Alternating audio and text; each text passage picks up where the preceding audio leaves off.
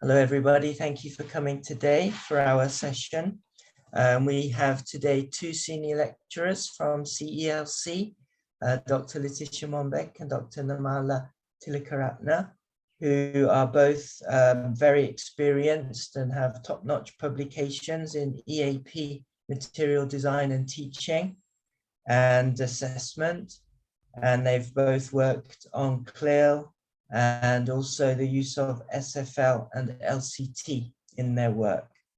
So the talk today is entitled Working, Teaching and Researching with Texts. And as they say in the poster, they want to talk about curriculum and assessment design in language and literacy provision, but also to reimagine our role as language educators within the wider university community, using a more abundant role closer to discourse analysts than to language error fixers.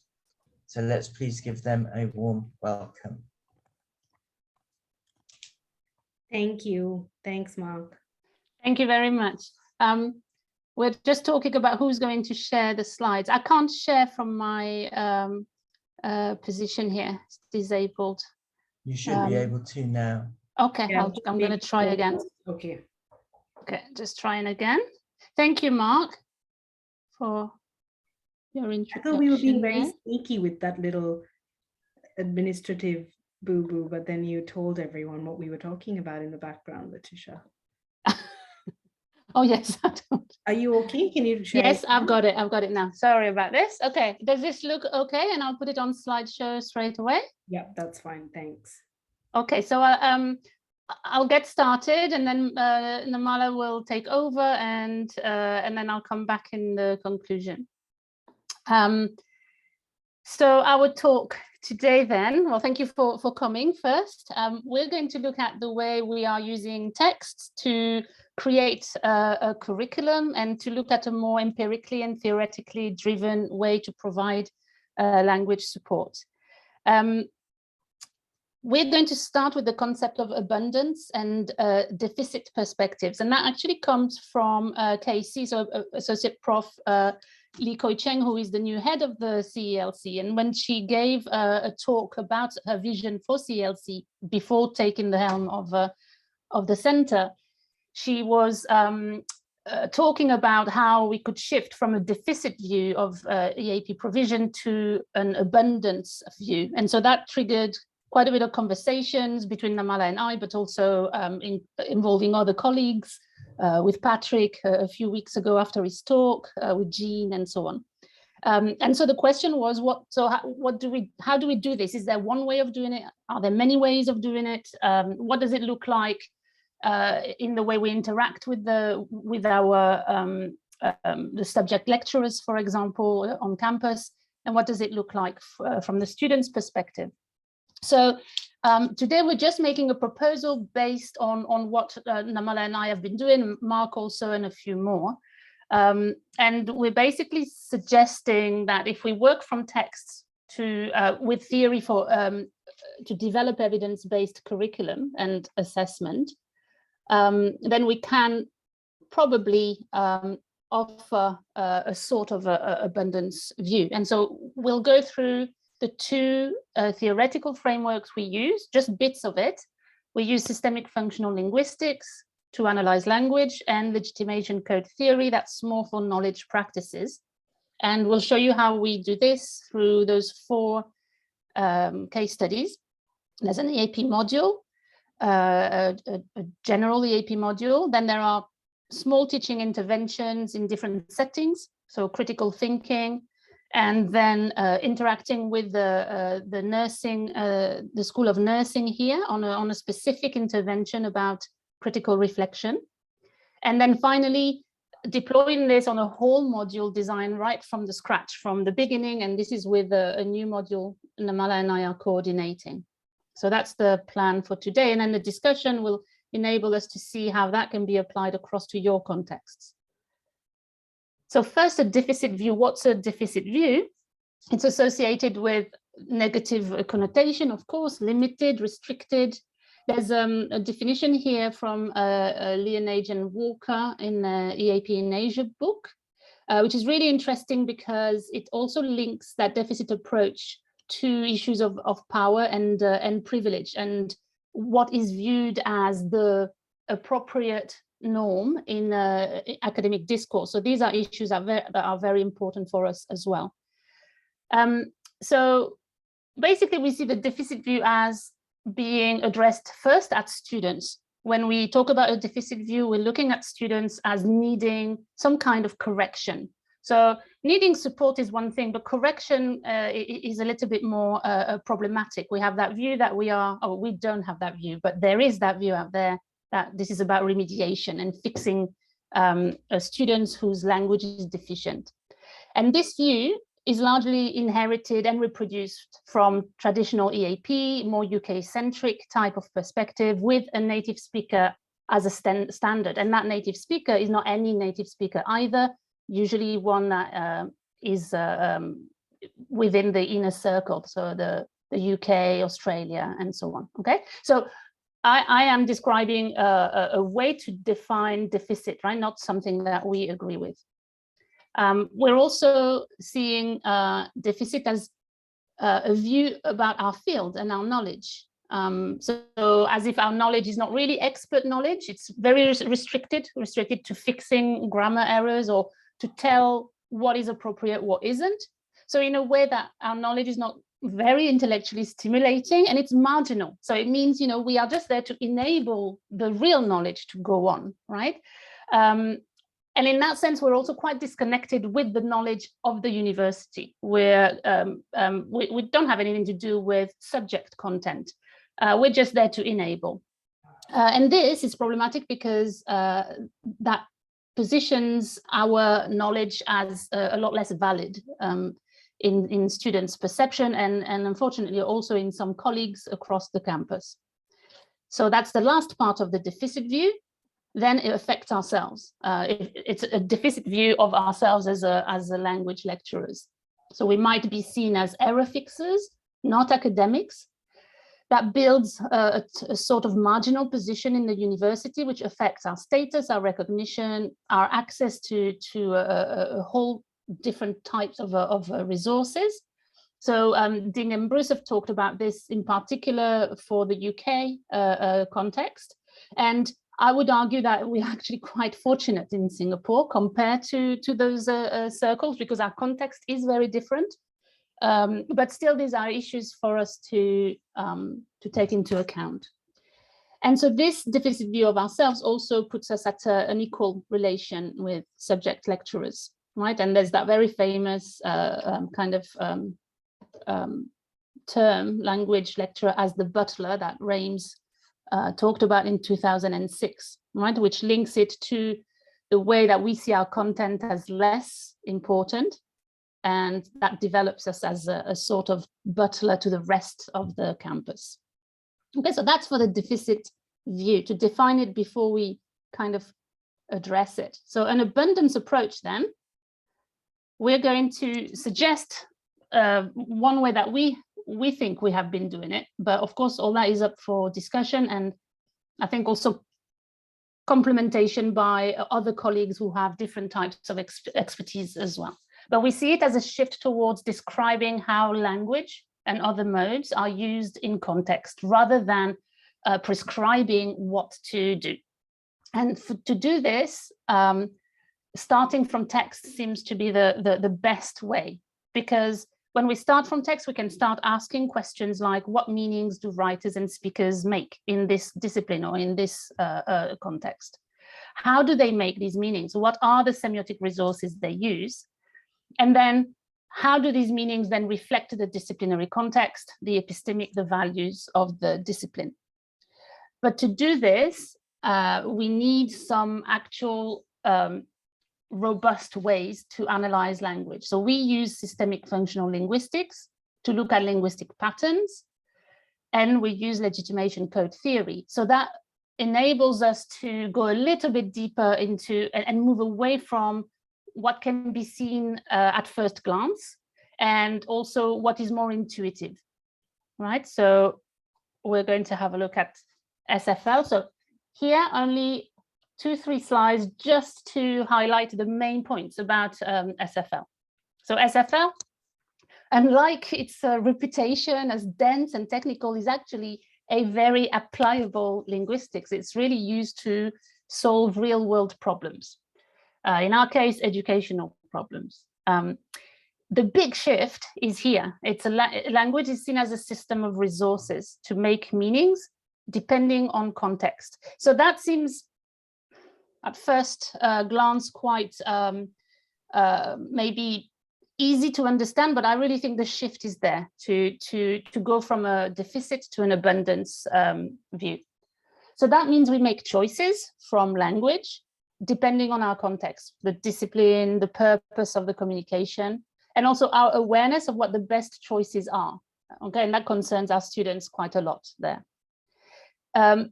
Language is also seen as construing our social world and our social relations. So that's also a big shift from a more formal approach to language. We use language to reflect our social world and to construct our social world. So in a way, every interaction reflects the social structure, our position, our status, and so on.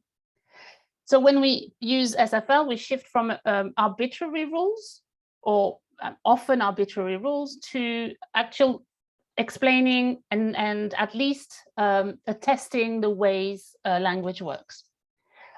So to actually use SFL, we only need to understand those two main theoretical constructs, which are language is multistratal and it's metafunctional. So two slides on this. So when we say language is multistratal, we mean that the resources occur at different levels of the language, from the whole text with discourse semantics to more detailed, precise resources at sentence and word level. But also we have the context strata, which is about the genre and the register of the text. And depending on genre and the register, so depending on the purpose of our text and its broad context, then we pick the resources we need. Okay, so language choices depend on that context, and they're made at whole text, paragraph, and sentence level. So that's one big part of the theory. And the next one is that language has fulfills three broad functions. And so they're called meta functions. Language and other modes of the other semiotic modes first talk about something, so that's the ideational meanings, and we've got in there experiential, talking about the field, and logical, all the resources that organize those experiential meanings. Then we have the resources to express interpersonal meaning, so anything that has to do with our stance, evaluative meanings, including other voices, and so on. So all of this is part of interpersonal resources. And then finally, the resources that organize the text and express textual meanings. Okay, so when we put those, I'm going to show you a slide a little bit further first, and then I'll go back. When we put those two constructs together, we can just map out the type of resources language offer in different contexts. So at the top here, we have the strata from register all the way to clause and sentence level. And then we have ideational meanings, interpersonal meanings, and textual meanings. So each of these cells then are populated with the type of resources, right? And all of these, of course, we can go into, right? There's research and there's a lot of application as well of each of these areas of knowledge. Okay, I'll go back to those slides before, because this is in fact a simplification from the 3x3, which was designed by for the Slate project at CTU with Sushi Dreyfus and others. Right, so you can see how she talks about designing the 3x3 according to those theoretical meanings, right? Ideational, interpersonal, and textual. And so you see it here. And at the top, you see the same division with whole text, phases, and clauses. Okay. And here you can see it's populated with the type of things that language does here, the resources that express those types of meanings. All right, so that's actually all for the theory. And so you can see that it is quite, of course, it's dense and it's vast. Many people over decades have developed corners of it, but basically that's what it is. It's about being able to map a comprehensive view of language. So I'm going to show you how we use this for EAP. So this one is in ES 1103. This is an EGAP module at CELC. It's compulsory. It's a full modular credit. But it is general. So that means we have mixed groups from a variety of disciplines. And so we have to manage to teach them something that is useful for them when they leave us. Right, so that tension is between what's generic and what is disciplinary specific. So in order to do this, we kind of shifted to exploring disciplinary specific discourse then within that generic text. So we used the 13 genre families for this. We analyzed samples from various disciplines, like for example, lab reports from life science, and we interviewed subject lecturers around those assignments to see what students were struggling with, right? And so in that way, we kind of made visible the subject lecturers' intuitive knowledge about text. So when they told us in their common sense knowledge about language that students can't organize a text, or they can't, they're not clear, for example, then we know that is part of this, that's ideational, and these are the resources they might need. And then we can see whether they are struggling with that. And that means we can make principled decisions for inclusion of content in the syllabus. So this is what it looked like for the content on language in that module. So we integrated an SFL component in a process writing approach, right? So that's 3 by 3 that you saw. It was kind of boiled down and compacted into something usable in class by tutors and by students. And you have it here. So I'm not sure you can see very much, but I'll just tell you about this. There is a column for genre. And so when we give this to students, the first questions we ask is, what is the overall purpose of the text? How does that impact the structure? How does the text hang together? That leads us to the, here at the top, we have the textual resources, the broad ones and the more detailed ones. So that is, how does the text hang together? Then how is the content expressed? And here we have the ideational resources. So all the resources that language has to help us talk about content and relate content logically. And then finally, how are the social relations and values in that text expressed? So if we do this, if we equip students with that kind of knowledge, then we can reflect back onto their discipline and ask them the same questions about their own texts. So they can ask all of these questions about a lab report, about a sociological essay or whatever. And that means very rich discussions in class about how language functions in their different contexts. To do this, we use this kind of sample. So it's all text-based. So we deconstruct samples and then we joint construct. So together we put together like an introduction and so on. And then the process writing occurs in the independent construction. So the shift here is basically we shift from prescriptive to descriptive and analytical. We develop a knowledge about language, which is functional, not formal, but be careful, of course, we can fit in accuracy work in there. There's absolutely no problem with extending cohesion, for example, into tenses. So tenses are part of cohesion. We can highlight that if our students have issues with it. But in Singapore at NUS, a lot of our students have kind of very patchy problems with their grammar. We can't expect them not to know something. They're actually very good with grammar, but occasionally they slip here and there, right? So we don't want to design a whole module with that in mind. It's a waste of time. So we develop a habit of context analysis, which is key for critical thinking. And this also addresses transfer at least better, because you can see students are used to making that shift from a general type of academic genre to what's done in their discipline. And it's a lot more intellectually engaging, because we start talking about why does your discipline make those types of meanings. Okay, so I'm done for mine, and Namala's going to take over to talk us through two case studies. I'm just going to share screen. Shall I share okay, my? If you want, if you prefer, it's better, yeah. Yeah, it's just easy. I'll stop sharing. Okay, so can you see? Yeah. Okay, I have so many things on my screen today. I just where is the presenter view on this one? At the top you have slideshow. Here with this one, just that? Yeah. Yeah. Okay. Am I okay? All right.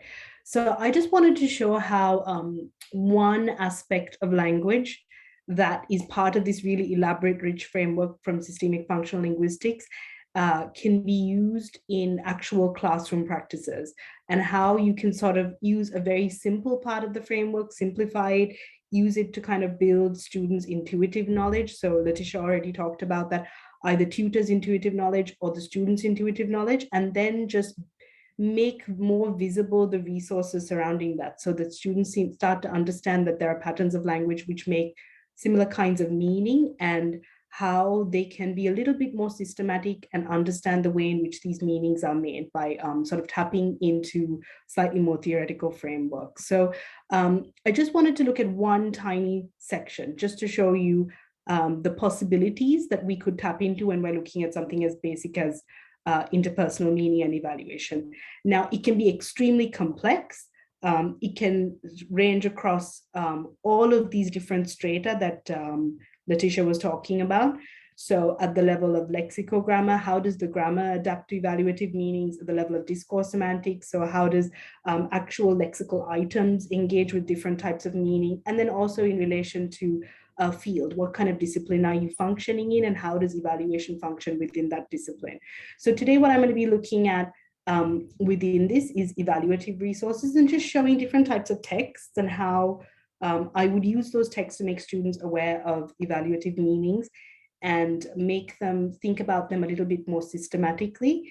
So I'm thinking ahead as well in terms of transfer. I want to try and make them aware of how they're using the language, or how the language is being used by another expert author, and then think about how they could transfer that across to their own writing if they were reproducing similar kinds of language. So the framework that I use, the more complex framework, is appraisal.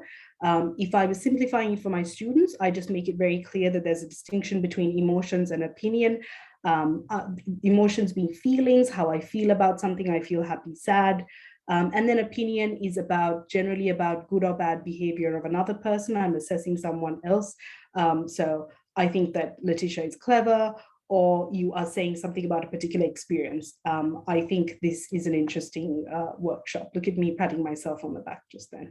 All right, so the distinction between emotions and opinions are things that students are already intuitively aware of. So I can tap into that intuition, and then I would start to, if I feel the students were capable of handling it, then I would build in these kinds of frameworks, such as Martin and White's framework of appraisal. So there's multiple different levels, and I'm just going to show you how I would move them through that. And I'm going to be looking at two case studies. And the first one is from my IEM. So I think we're very lucky in NUS, just as Letitia was saying. We have really excellent students who come with really good academic register, some great knowledge of grammar. They're already intuitively aware of the register differences. They've already got a certain amount of complexity and knowledge about language.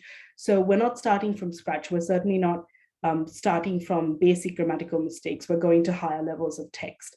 And then, so I'm just trying to think about how do, in two different instances, one idea is an exposition, the other one a nursing project, which some of you may have already heard about in some of our other presentations.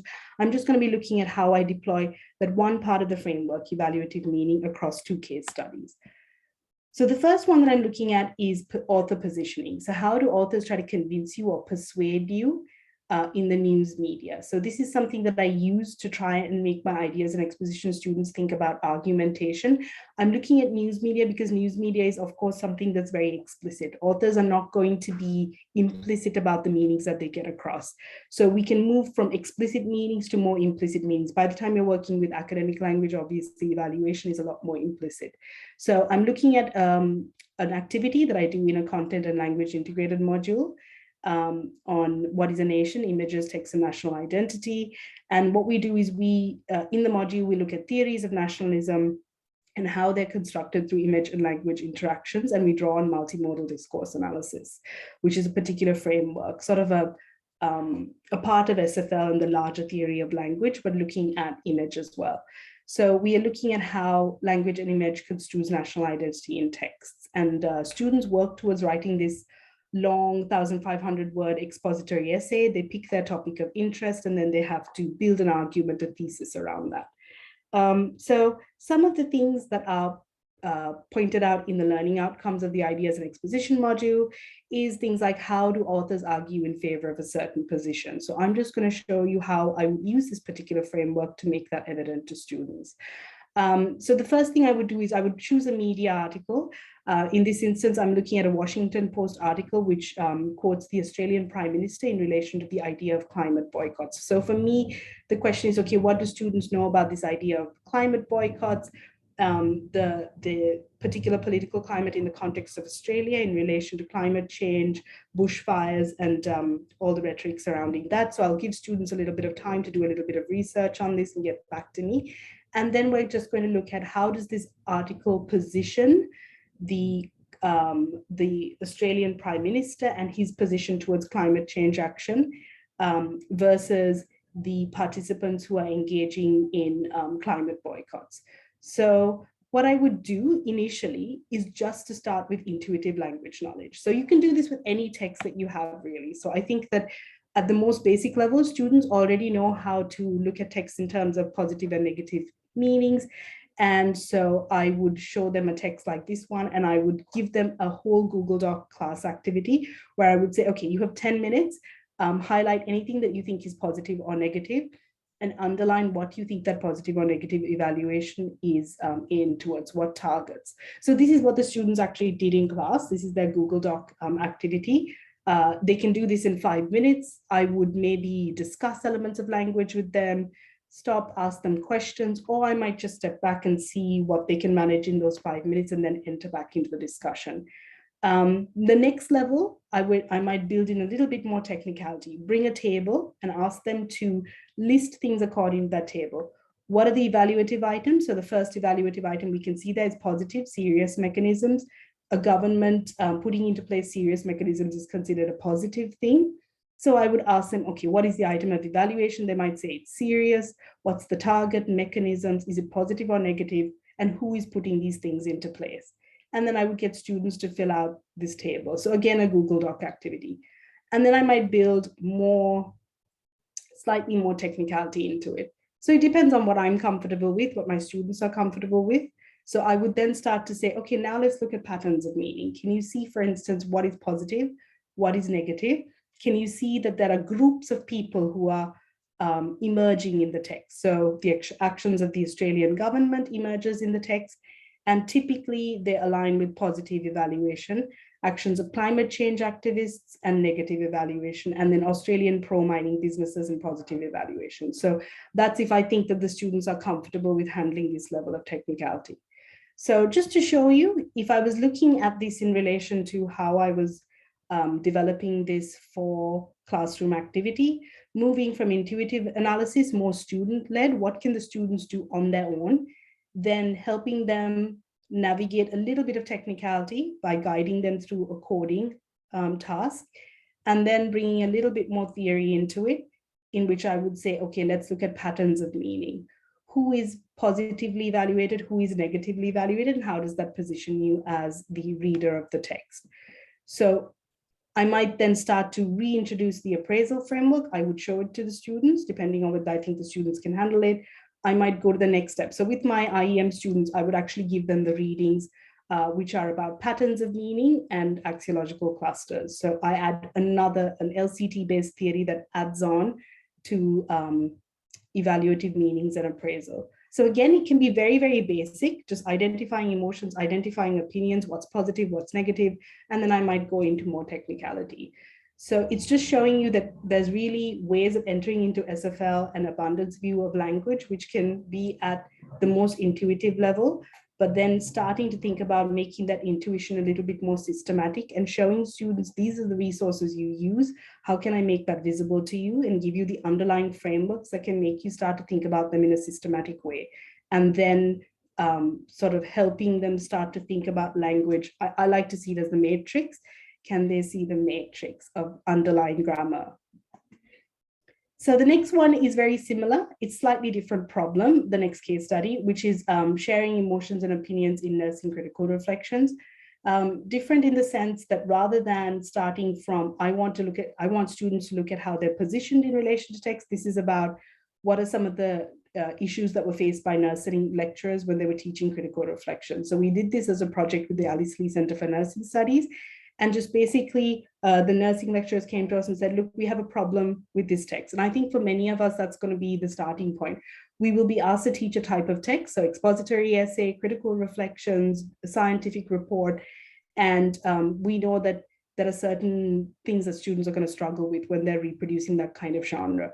So the question is, how do you then try to build in the language resources that the students need to try and help them produce really high quality reflections, as opposed to reflections that are just descriptive, which don't have any depth to them and don't have a connection of practice to theory. So this was a much larger project, a TEG funded one, that went over 2 to 3 years. And I'm just going to look at how we dealt with this idea of critical reflection and this concept of sharing feelings, which I think is quite a complex idea, and certainly one that students don't feel comfortable with. And surprisingly, even though the sharing of feelings is something that is, sort of part of the assessment description, part of something like the Gibbs reflective cycle, which students are given, it's not really explained as being a technical element of the language that students need to produce, but it is technical, and we wanted to try and explain what that was. So again, we started with genre. So thinking about text in terms of the purpose and the structure. Then we move to the structure of reflection and showing students what that is. Then thinking about specific instances of language and how it's deployed across different stages. And then also looking at it in terms of the theory practice nexus, which is the last bit there. I'm not going to take a lot more of your time, except just to say that there are different ways of looking at genre, which I think we're all familiar with, right? All of us know the idea of staging and structure, and that would be a place that many of us would start at. So for instance, we might say, okay, this is the structure of an overall text, and it has an orientation that's general, then that's specific, it has a critical incident, excavation, and transformation. These are the typical stages of a critical reflection. But then we might want to build a little bit more technicality into that and ask questions about, okay, so you're asked to share feelings in the critical incident and excavation stage. What kinds of feelings do you share, and what does that actually look like? So in this instance, we chose high scoring student texts, and we asked this question about what kinds of feelings were students sharing, and how were those feelings, sorry, they're slightly off the slides there, how were those feelings realized in the text? So emotions as, for example, excitement and anxiousness, and the student was sharing that in relation to specific incidents that was related to patient care. So what triggered those incidents and emotions that the students are sharing? So this was important. It wasn't useful for students to just share emotions. They need to tell us what triggered that particular emotion. And then typically that incident that triggered the emotion was what became the focus of their critical reflections. And then they unpack that. And there was a lot more sort of sophisticated language, reference to theory, reference to nursing procedures, practices that form the rest of their assignment. Now, if I wanted to go to the next level with that, I would actually show students, okay, what do opinions and emotions look like when they are stretched across a text? And I would probably go into things like, okay, what are the negative emotions that students would share? in high scoring texts, what kinds of negative judgments would they share, who would that be aimed towards, what kind of targets, and I would move through students through a description of the text like that. But then again, it would depend on how much I think was useful for the students. But one of the things that I find really powerful about SFL and LCT is showing text examples, moving from just showing the overall genre, this is what you need to do in the text and a description of what the stages are, to actually showing students within those stages how language resources are being used with reference to a framework like evaluative resources and appraisal, and then showing them through text annotation, where we highlight the different parts of the text that we want the students to focus on, to show them, okay, how do successful students use these different kinds of evaluative meaning and emotions and opinions across different stages, and why are these types of evaluations considered valued in their particular discipline. So what I was really trying to focus on today is that you could just have an intuitive text analysis, which is a whole text approach. That's the simplest way of entering into a complex theory, an abundance view. You could go to the next level. You could bring in coding. You could zoom in on selected language. You could bring in theoretical frameworks, and then you could also go to the next level. And I think in terms of research, this is where the interesting things start to happen. You apply a particular part of the framework and you might start to see different things emerging in different texts, in different situations, in different contexts. So for me, a lot of the research that comes into SFL from the genre perspective is from high school, secondary school, the research that's being produced about our context, particularly in instances where our students are such sort of proficient speakers of English, is much less. So I see that as being the contribution that me, Letitia, and Mark produce when we are publishing in SFL. We're showing how within a context in which students are proficient speakers of the language, how do we shift their understanding from the JC high school view to a more sort of nuanced academic understanding of how to use language. And that's our sort of unique contribution to the field and theory. And that's happening in that last part. But there is a way of entering into SFL, which is a much more intuitive and more simplified version, which is also useful for students and teachers alike. So yeah, so I'm just going to pass it on to Letitia and let her wrap up.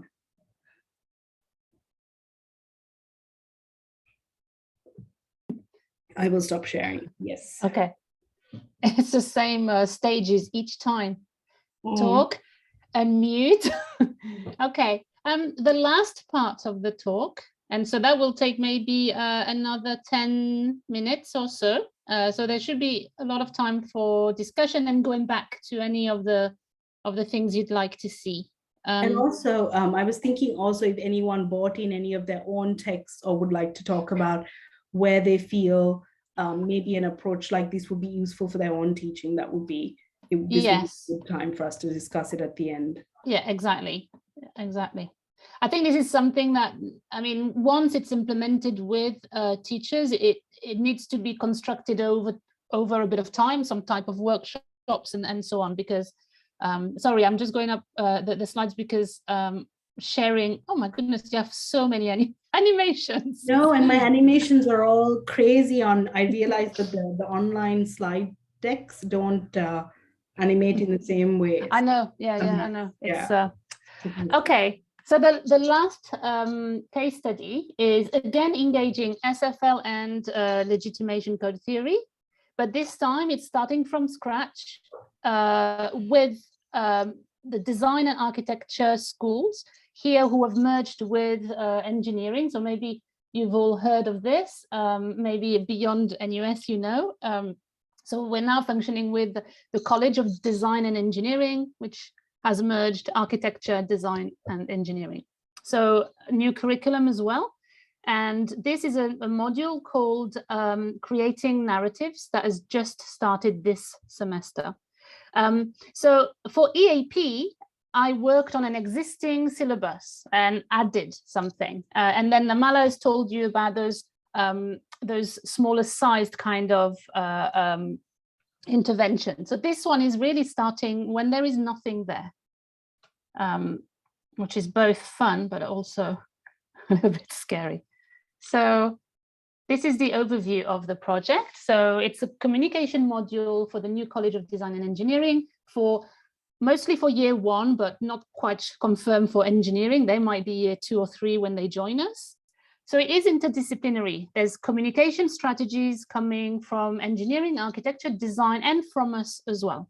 Right? So we're contributing all of that together, trying to organize it. So all of these issues that we talked about in terms of deficit, they all surfaced in that, you know, how we are viewed, how our knowledge is viewed, how different students in the different faculties are viewed in terms of their language skills. All of this became a kind of I don't know how to call it, not a mess, but a kind of an exciting, kind of complex environment. Now, Nam, you can jump in anytime, right? If you want. Yeah. Okay. So again, we started with the typical text, the communication artifacts that the students have to produce in their disciplines, right? And we consulted the subject lecturers. Consulted is a nice way of doing it. We kind of chase them around, because we wanted to collect excellent samples and understand from them, you know, what the student is doing very well there and what the student is maybe struggling with. So we compared with weaker samples as well. We also analyzed professional communication output, because in fact, in reality, it's hard to get weaker samples. There's nothing available that is very, very weak, and lecturers are also not very happy to share that. So there's an ethical dimension to that as well. So we tried to work and put a data set together. So that helped us understand students' typical difficulties with a range of things. I've highlighted technicality because that's what we're going to talk about later in a few minutes. And so we cast that SFL 3x3, right? That whole net of language resources at genre and then specific type of meaning-making resources. And we kind of bring back the net and see what is sticking out as very significant and also as problematic for students. And also the stuff that we see the lecturers value, but they don't actually verbalize. So it's all their intuitive knowledge as well that is coming through. So we use for technicality, and that's why we use the SFL, because LCT here, because we shift from language focus to knowledge practice focus. And this was important here because for technicality, it was all about talking about different types of knowledge that are shown and explained in those disciplines. So very quickly, LCT is a sociological framework. It's inspired by and extending Bernstein's and Bourdieu's theories.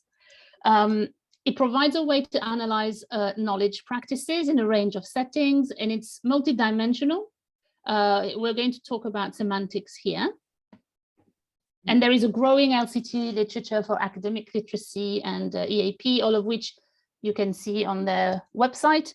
Also, Namala, Mark and I happen to be part of the SIG for LCT in Asia. So if anyone wants to join us, you are welcome.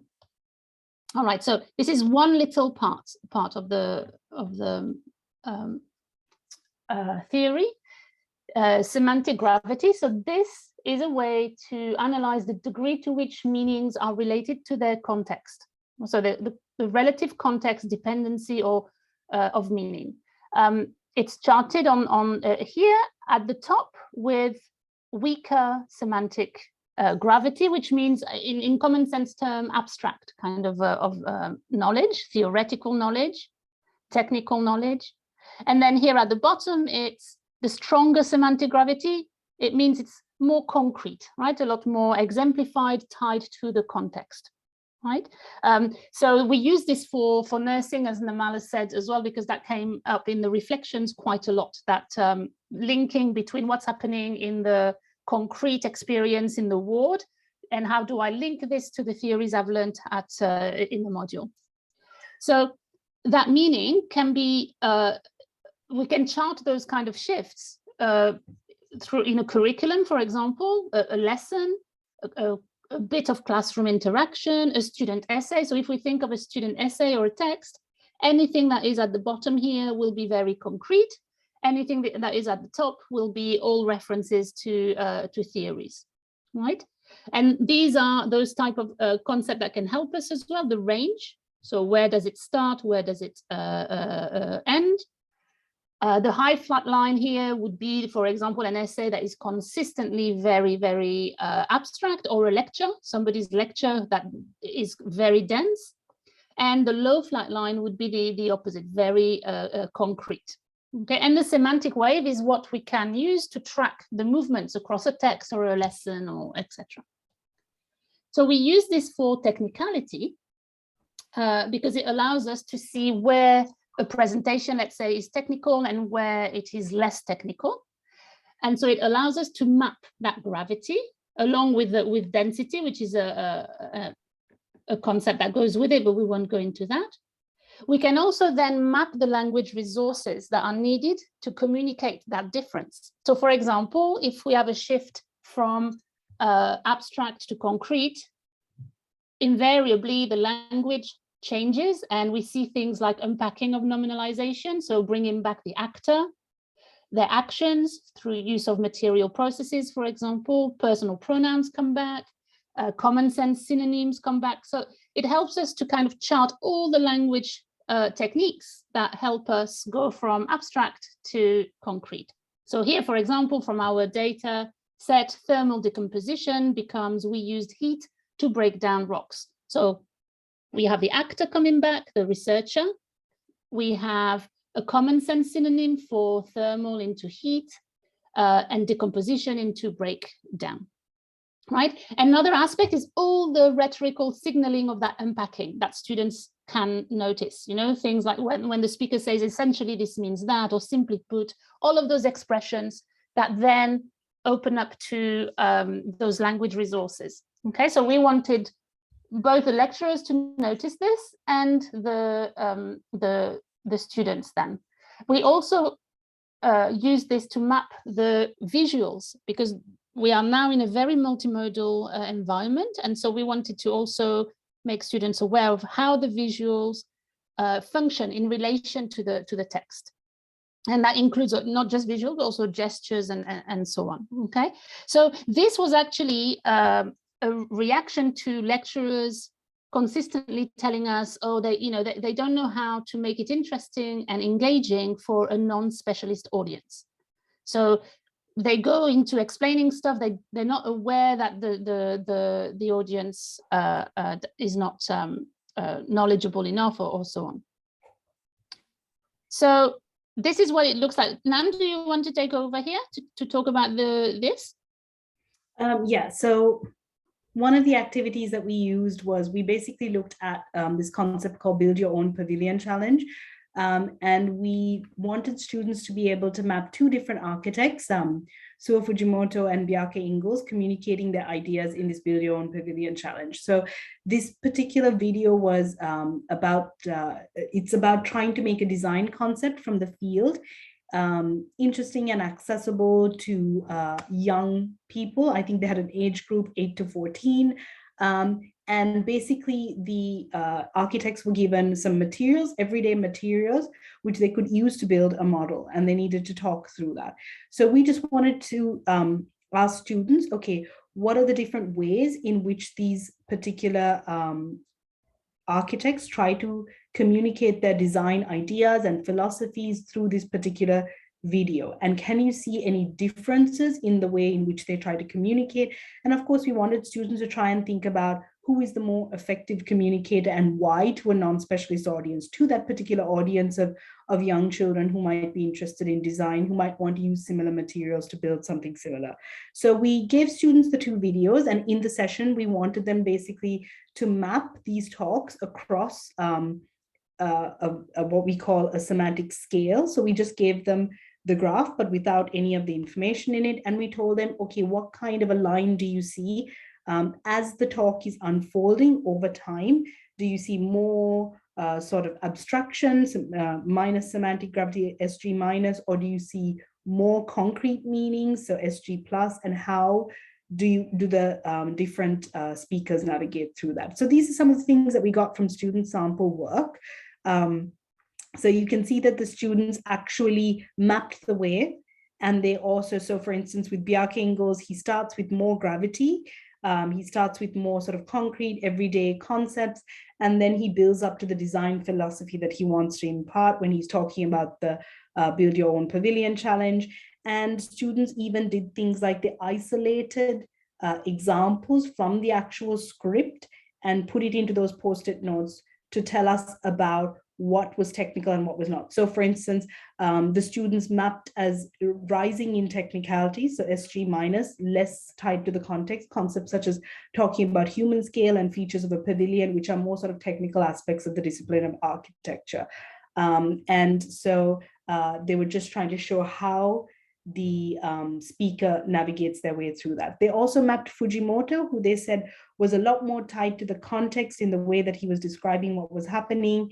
And they showed a comparison between them in terms of Ingo starts and talks about more concrete concepts and then becomes more abstract.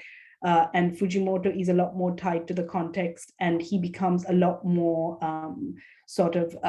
less abstract in his talk as he goes along. He just basically builds the model. And these are the kinds of things that we could see students. So immediately, as soon as we kind of introduced the framework to them, they were able to use it on text and show parts of the text as evidence of what they thought was concreteness and abstraction. And this is another text from the course, which Letitia is going to talk about briefly, where the students did the same thing. It's beautiful. And mute. Okay, that was the same principle. So just for another engineering talk this time, so not architecture, so we're trying to bring in from all the disciplines as much as possible. This was Shubhendu Sharma, who presents a 6 minutes, 8 minutes long TED talk on creating microforests. And so what they do there, so they did this in groups on Miro. They chart, they listen to it once and they chart where it gets technical, where it gets less technical. Then they find the evidence. So we ask them, so what do you notice in the language then? So what's in purple now you can't see, but we can discuss in class, and we can recognize where the nominalizations are unpacked, where the rhetorical signals come in, and so on. And then what was really nice is the students then started pasting the visuals from the slides. And so we were able to discuss how those visuals contribute to the technicality. Do they simplify and unpack, which is what's happening here? So photos generally just will illustrate, and they kind of unpack the wording that are relating to some type of abstraction.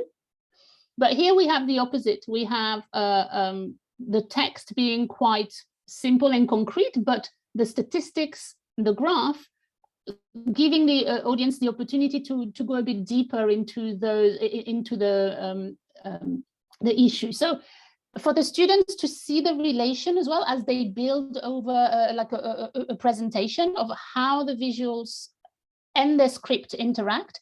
Of course, then we can go further. The gestures are also there to unpack density, but you can see the shift from really, tracking students' grammatical accuracy with actually engaging with all of these interesting ways language and visuals work to make our communication effective.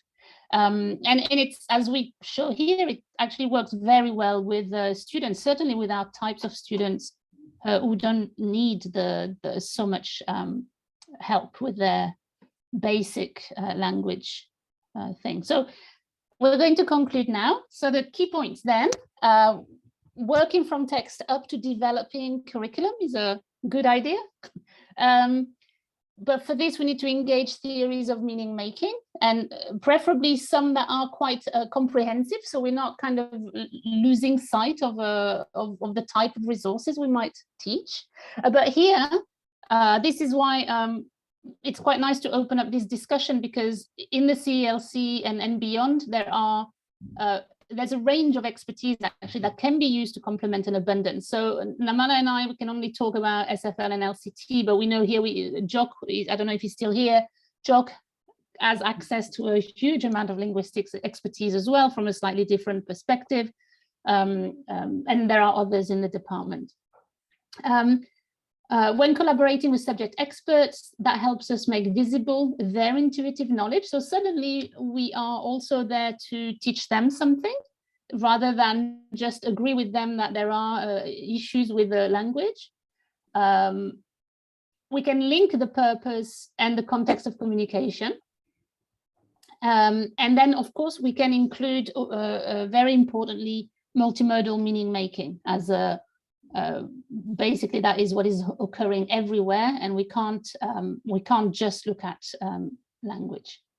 So if we go back to our deficit definition and look at it a bit more as a dichotomy, then we have what the reflection on the abundance side might be, right? So not an error fixer or a butler anymore, but maybe a language lecturer that is more of a discourse analyst, so more of an educational linguist, a partner about language for learning, of course, teaching more than accuracy rules or surface issues, but teaching the language that expresses the content, right? So integrating that into a more coherent whole as well.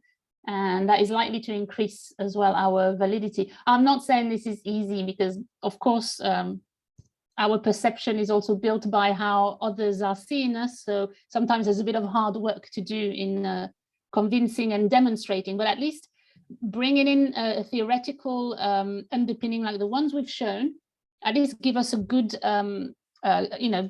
good weapons in that battle. Okay, and these are the few concluding thoughts.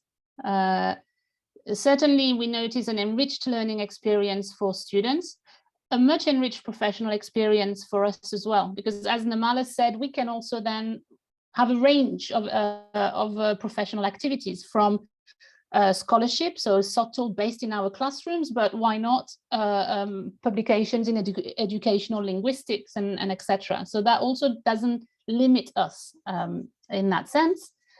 It helps with increased interdisciplinarity in the university. And so because the universities are going more and more interdisciplinary in their provisions, then we should also shift our role in order to help towards that goal. And as I've just said, this is just one aspect, but it's likely that other colleagues have things to contribute to that discussion. I think that's all. This is what we prepared for activity and discussion, but it's really up to you how you want to take this forward with any questions, or whether you want to look at some of your texts and see how you would use any of this. Again, as we were saying, I think that takes planning. Actually, it's quite hard to do in one session. I'll stop sharing now and open the floor for questions. Thank you very much, Letitia and Namala. Yeah, great. Debbie asked a question. She asked if you've any publications in what you've talked about. Yes, Debbie, there's a bit. There's something on the EAP module that we worked together on, right? We had a lot of conversations about SFL. What shall I do? Shall I put them here? There's one for the there's a couple for the EAP module. Then for the nursing, there's a couple as well, or even more, either led by Namala or Mark or me. There's nothing for the CDE, obviously, yet, but hopefully we'll, I mean, this is a way to start sharing what we've been doing, actually, for the creating narratives. Maybe I can post the few references here, Debbie, for you. What we can do as well is we're going to put the video up on our blog, and we'll also put some links there to papers that have been produced, because Audrey as well from NTU is asking about that in the chat. She wants to know if we can share the slides as we do that. Yeah.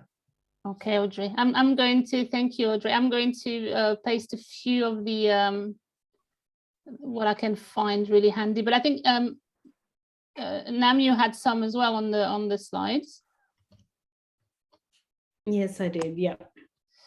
I'm happy to share the slides as well. I just realized that some of my formatting has gone off on the online version, so I'll just fix that up and then share the more recent version with you in a PDF copy or something. Maybe Mark can just post it along with the video. Oh yes, we can just compile them. We'll have the references and the links in that as well. But yeah. Sure. I'll email everybody who attended. Yeah. Thanks, Mark. Did you have a question? Jock, I think, was first. No, Jock, please hand. Yes, I have a question, a quick one.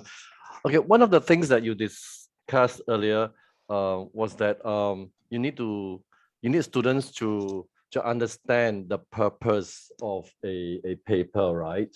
And that's my question. It is true that some or many students have difficulty understanding the purpose of a text. Why do you think that's the reason? Is it because their English is not good enough, or is there another reason? You mean in terms of the content? So if they're reading something in your IEM module, they don't understand the actual content. Yeah, what's the purpose? Yeah. The purpose of the. Yeah. Yeah. And it happens to them as well when they give oral presentations, right? At any time, I know what they're talking about, but I can't see where they're going. So they don't seem to understand how to reflect the purpose. You know, where are you taking me?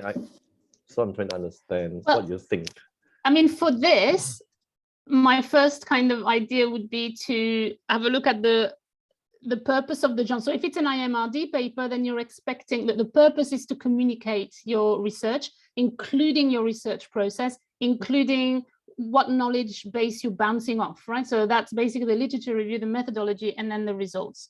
And then, so that gives you like a way to explain to students, this is why they do it this way. So this is why the methods uses that type of language. This is why you're going to have a lot of engagement resources in the literature review. This is why for results, you're going to shift to that kind of language. And so in a way, when they then adopt this in their own presentations, it helps you kind of know where you are also. But then you can go into more detail in cohesion kind of knowledge, right? Like macro themes, hyper themes, and so on. But yeah, just to keep this short, I understand what you're talking about, but it's just that I don't think I want to spend too much time on that because it's a tier 2 module. And I'm glad you guys are doing it. Sometimes, Jock, I remember when I first joined IEM, Jason was saying how he doesn't like it when students explicitly say, in this paper, I'm going to argue that, but just giving them that clause and just telling them to fill it in forces them to actually say what their argument is, right? So sometimes just saying the purpose of my presentation is, or in this paper, I will argue that, and just saying you have to fill that out and you have to be able to do it in a single clause. You can't go on continuing with that because you need to be able to capture exactly what it is. I think that's the fastest way to do it, really. And then sounds good. Yeah. Yeah, it really works with my IEM students because then suddenly, I mean, one of my supervisors did it for me once I finished my PhD. He was like, no, you're talking too much. I just want you to tell me in your PhD, you argued that what? And, you know, it's just horrifying because you're like, what? And he said, no, one clause. But it forces you to sort of be succinct, I think. And that's the fastest way. Yeah, thanks, Nana. So Marissa's got her hand up to ask a question. Yeah, hi. Thanks for the presentation. It was really interesting and insightful. I just wanted to ask because you guys seem to have presented the deconstruction part of the, when you teach genre, right? There's also the reconstruction part, and that takes a lot of steps, and it's a case of back and forth. So it's very iterative. So how do you build that part into the very limited amount of teaching time that we have in the classroom? So I just wanted to know the experience of the reconstruction bit. Thanks.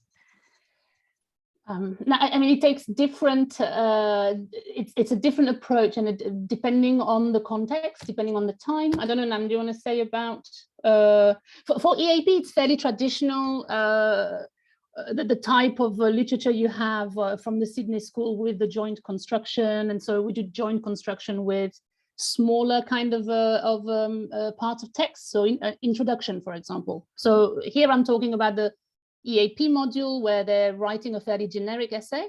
So we do the joint construction with an introduction, which kind of allows us to talk about thematic progression, narrowing down to the purpose, the thesis statement, and so on. So for those who don't know, the joint construction is when the teacher guides the students, the whole class, to reconstruct a sample text they have seen.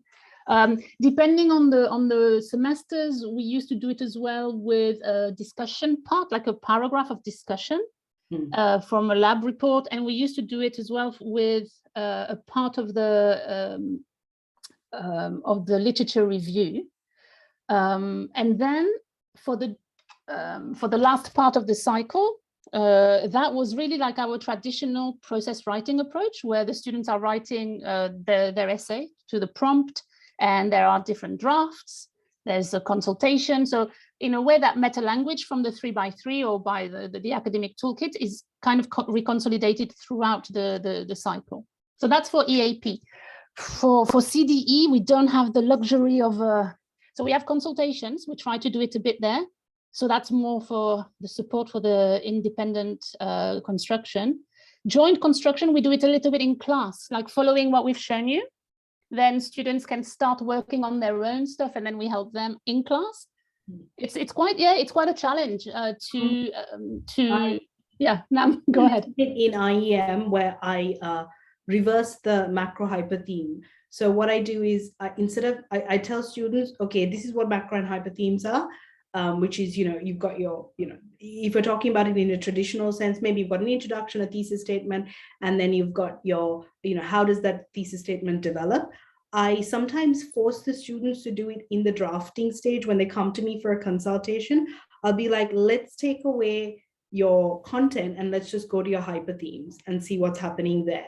And sometimes they can immediately see in the way that they're constructing their hyper themes, that the topic sentence to their paragraph is just very internal to that paragraph. It's not linking back up to their overall argument. It's not showing the development of it throughout. So it's just one really snapshot way. If I can see that there are issues with the overall structure and the overall flow, that's one really fast way that I do it. So sometimes sometimes I would do it with semantic waves. I know Mark does it with semantic waves, where I would just be like, okay, let's have a look at this paragraph.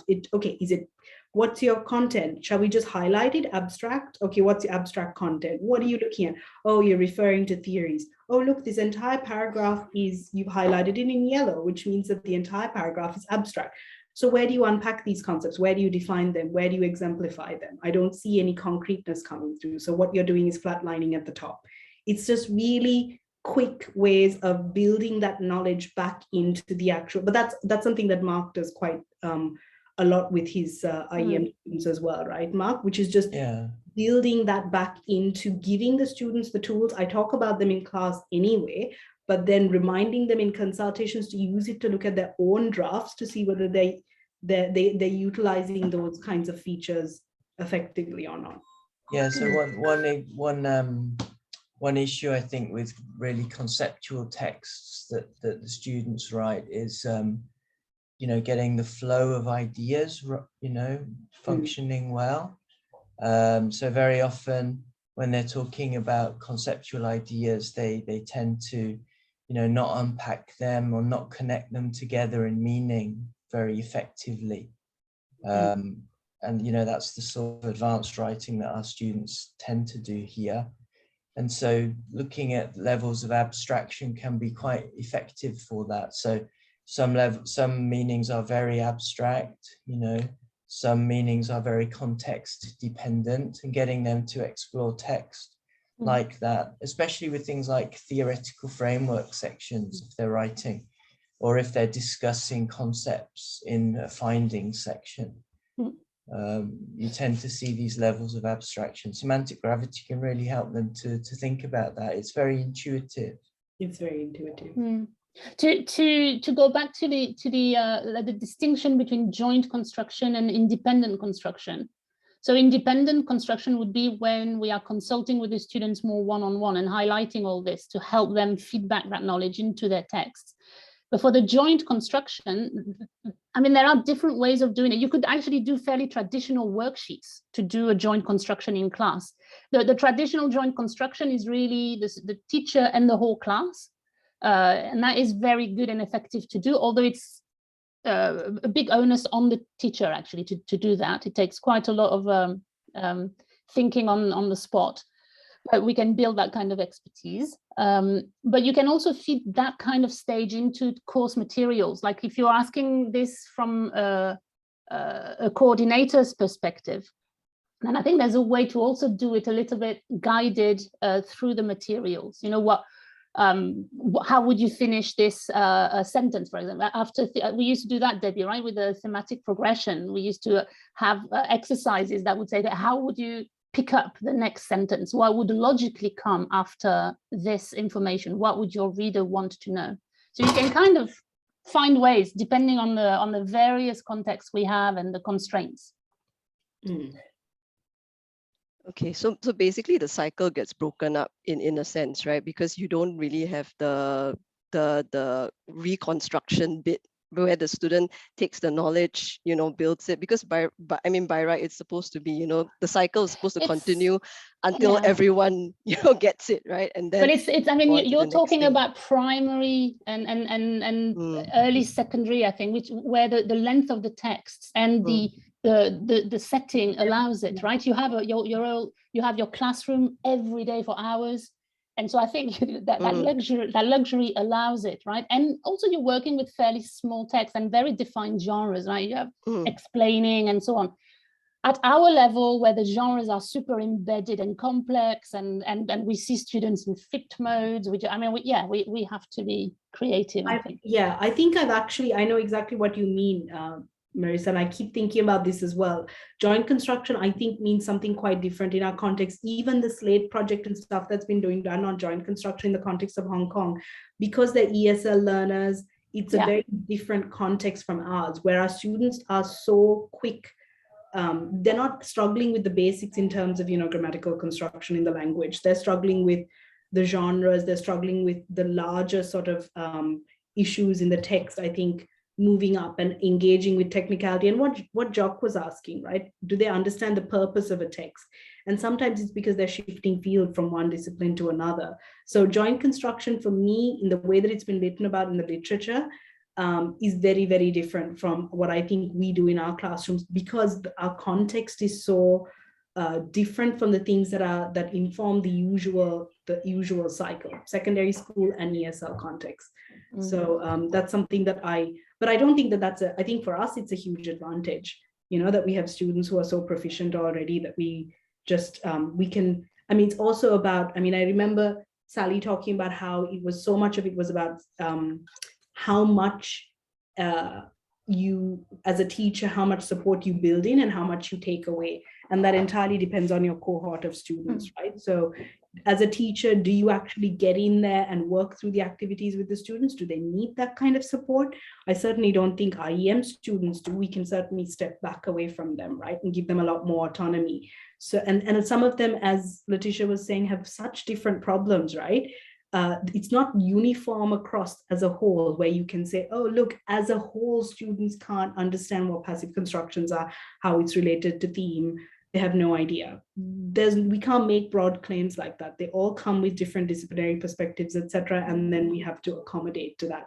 So I think more teacher support when the students need it, less teacher support than when the students don't need it as much. But I do think I see myself moving through that curriculum cycle of like the teaching and learning cycle multiple times, particularly because we now have in IEM a presentation where the students present on their ideas and then we write it up. So I see that as an opportunity to go through the cycle a few times. I do see the cycle as well, but it's interesting, Marissa, what you're saying. It's true that we kind of abstract that cycle. We see it in our practice, but you're right. It is not one. I've never really experienced it as a one teaching block. Is crazy, I find, to just do. But maybe in a primary setting with a very small text. Yeah. But in our setting, it's completely kind of it's abstracted, broken up, repeated throughout. But essentially, that what happens is students analyze texts, then we guide them to build bits of text or give them, and then eventually they also work on their own thing. So so we feedback, yeah, on literature review, on abstracts, for example, on bits, and towards the end it comes together. So it's like many cycles. Many versions, yeah. Is there any way that you use it that you think is, you know, you've used it in the classroom and thought that, okay, that works, or that didn't work?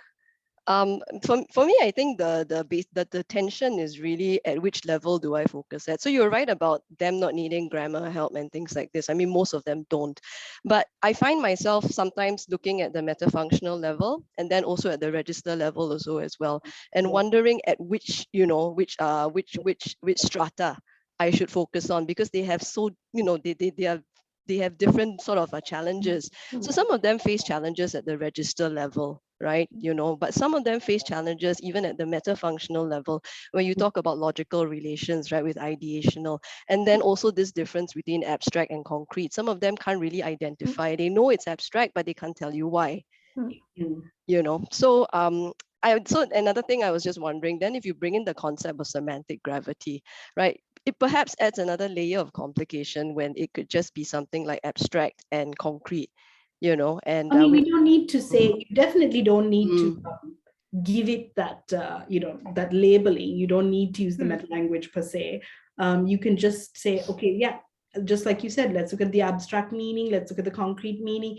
Intuitively, they know what that is. And then if you feel that they can handle it, you bring in, yes, the ideational in terms of how that's done, or nominalization or technicalities. You can bring in that kind of building that in little by little as you look at the different levels of abstraction that students are moving across.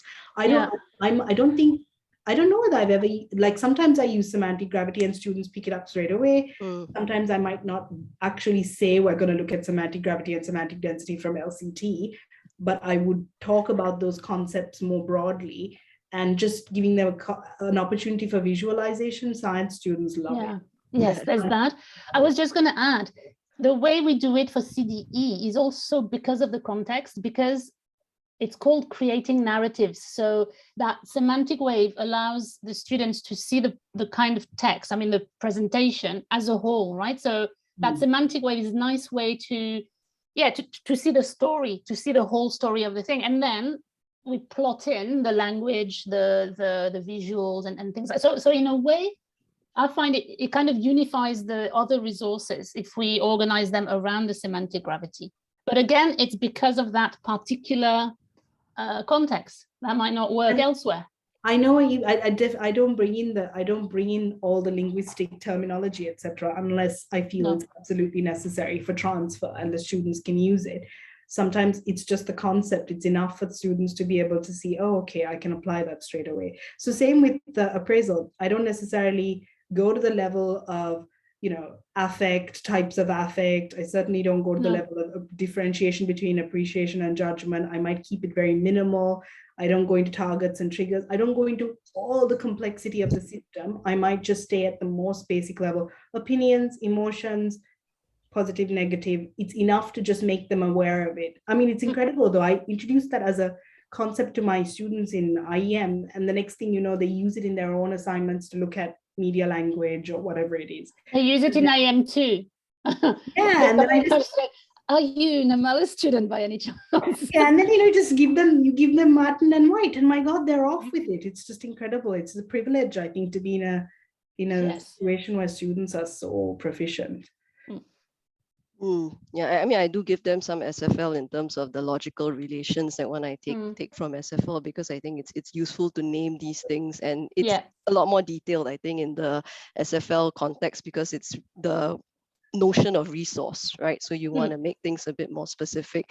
Yeah, but it's interesting to know, and I was just wondering about that cycle also, but it's good to know that, you know, you guys split it up so as well, and it's not something that, you know, you do continuously, because I was wondering how that would work. Because I was actually talking to Lucy McNaught, who did a presentation a few weeks ago for BBC, and I asked her this exact question, because I wanted to write about how I use joint construction, and I was really worried because I've learned how to use it in the traditional reading and learning, and it seemed like I was sort of stepping on a really big part of the theory. And then I was talking to her about it, and she was like, oh my God, just feel free to, break it up and not to do it in the same form. Certainly your context is different. So I did show her what I did with it and checked with her, because she worked on joint construction for her PhD. And she was saying that even in the traditional classroom where the reading to learn philosophy is taught, lecturers really struggle with the joint, because it's so laborious, right? That, where you're filling in each of the sentences with the student, but you're eliciting every single painful word. So saying it's a really challenging part. And of course, it's not necessary if you have students like ours. So it's it was nice to be able to check with her, because it does feel like you're touching a very sort of a, well-established part of the theory that's been published on so much, and you feel like, oh my goodness, I'm just moving things around a bit.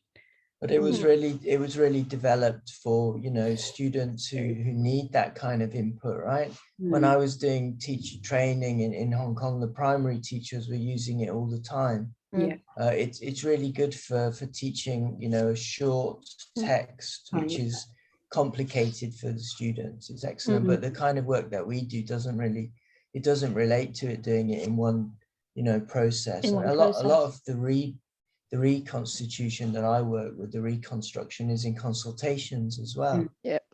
Bring a draft along, let's talk about it. Yeah, I agree. It makes more sense also because it's more contextualized for the student, right? Rather than something that, is rather distant, right? Even though we work on it together. Okay, all right, that's good to know.